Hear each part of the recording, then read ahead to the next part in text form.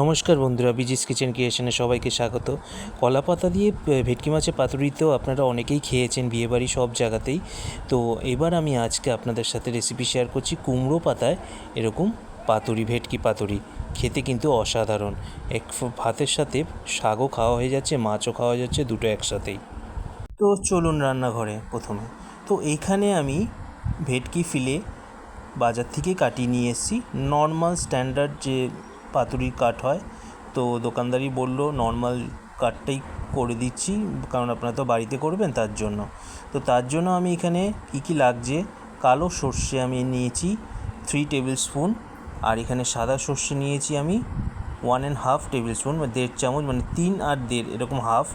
তারপর আমি এখানে ব্যবহার করছি হচ্ছে পোস্ত আমি 1 টেবিল স্পুন মতন নিয়ে নেব। কাজু আমি 10 থেকে 12টা মতন কাজু নিয়েছি। আর কাঁচা লঙ্কা নিয়েছি, ঝাল যেমন আপনারা ঝাল খাবেন সেই ঝাল অনুসারে আপনি কাঁচা লঙ্কা নিয়েছি। প্রথমে একটি এরকম ছড়ানো পাত্রে জল আর নুন নিয়ে নেব। জল আর নুন দিয়ে ভালো করে নুনটা গুলে নিয়ে এবার যে মাছগুলো আছে সেগুলোকে এখানে আমি এই 10 মিনিটের মতন ভিজিয়ে রাখবো। কারণ জানেন, পিওর যে ভেটকি হলে যতই আপনার হাত ধোন তাও কিন্তু একটা গন্ধ থেকে যায়, অনেকের সেই গন্ধটা ভালো লাগে না। এই প্রসেসটা কিন্তু সাধারণত বড় বড় রেস্টুরেন্টে ফলো করে, তো আপনাদেরকেও সেটাই আমি দেখিয়ে দিলাম। তারপরে আমি এগুলো মিক্সার গ্রাইন্ডারে সব ইনগ্রেডিয়েন্টসগুলো একসাথে দিয়ে দেবো।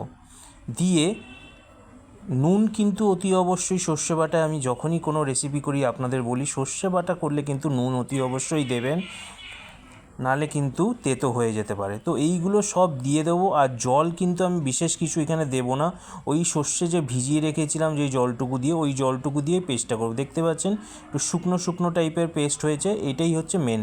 এইবার কিছু টিস্যু পেতে নেব, আপনার কাছে সুতির সাদা কাপড় থাকলে পরিষ্কার পেতে নেবেন। এবার মাছগুলো ওই নুন জল থেকে বের করে নিয়ে এসে এরকমভাবে জাস্ট জলগুলো একে একটু শুকিয়ে নেব। টিস্যুতে একটু প্রবলেম হয়, কারণ ওই মাছের সাথে টিস্যুগুলো একটু আটকে যায়। সুতির কাপড় হলে সবচেয়ে বেস্ট। তো আমার কাছে হাতের কাছে টাই ছিল, ওটাই করে নিয়েছি। এইবার সেই মাছগুলোকে লেবু দিয়ে নুন দিয়ে আরেকবার এটাকে একটু ওই 5 থেকে 7 মিনিটের জন্য ম্যারিনেট করব, লেবু আর নুন দিয়ে সুন্দর করে লেবু নুন দিয়ে মাখিয়ে নেব। তারপর কিছুক্ষণ পর ওর মধ্যে হলুদ গুঁড়ো দেব 2 টেবিল স্পুন মতন। তারপর এখানে আমি সেই পেস্ট করা যেই সর্ষে বাটার পেস্টটা ছিল সেটা আমি এখানে সব দিয়ে দেবো। দিয়ে একটু আলতো হাতে করে ভালো করে মাখানোটা কিন্তু ভালো করে মাখাতে হবে। আর এইখানে কিন্তু পুরোটা সর্ষের তেলে হবে, তো বেশ একটু 3 টেবিল স্পুন মতন আমি সর্ষের তেল এখানে ব্যবহার করেছি। সর্ষের তেলটা এই সর্ষে বাটার সাথে গেলে একটা খুবই ঝাঁঝালো ব্যাপার হয়, যেটা খেতে খুবই মজা লাগে। সর্ষের ঝাঁঝটা না আসলে কিন্তু পাতুরি খেয়ে মজা আসে না। তো এইভাবে খুব সুন্দর করে মাখিয়ে নেবেন। আর নুনটা কিন্তু অতি অবশ্যই দেখে নেবেন, কারণ 2বার 3বার করে নুন ব্যবহার হচ্ছে, নুনটা আপনারা স্বাদ অনুসারে ব্যবহার করে নেবেন। এইবার এখানে আমি কুমড়ো পাতাগুলো ভিনিগারের জলে 10 মিনিট ডুবিয়ে রেখেছিলাম, কারণ অনেক রকম নোংরা থাকে, আটকে থাকে, তার জন্য ভিনিগারের জলে বা আপনারা লেবুর জলও দিই, কিন্তু কোনো গরম জলে না, নর্মাল রুম টেম্পারেচার জলেই আমি এখানে ভিজিয়ে রেখেছিলাম। এইবার দেখুন প্রসেসটা কীভাবে আমি করছি। এইভাবে পাতা দিয়ে মাছটাকে মোটামুটি মিডিলে দিয়ে দেব, কিছু সর্ষে দেবো, তারপর কিছু লঙ্কা দিয়ে দেবো কুচোনো, তারপর দিয়ে দেবো সর্ষের তেল।